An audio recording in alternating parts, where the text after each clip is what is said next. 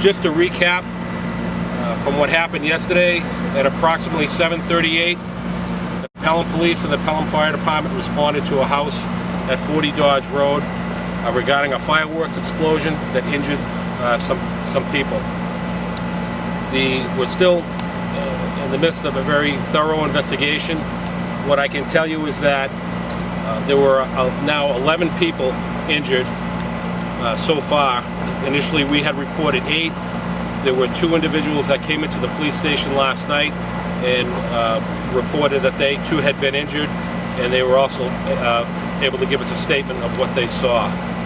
Out of the 11 people, 5 were children and 6 were adults. At this time, I don't have the information regarding their names, but I can tell you that out of the 5 children that were injured, 2 of them were taken by their own parents to an area hospital and treated and released, and 3 we believe are still at the Shriners Burn Institute in Boston.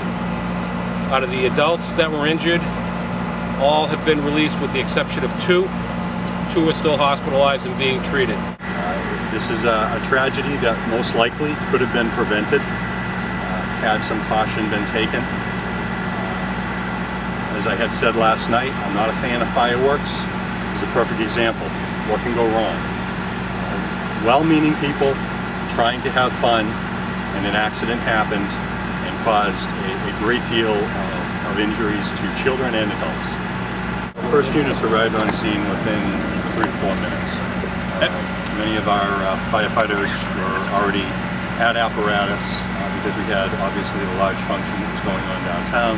Our town's fireworks were getting ready to be displayed, so we had a significant amount of manpower available to respond to this location. Can you describe what it was like here when you got here? Was it frantic? Chaos.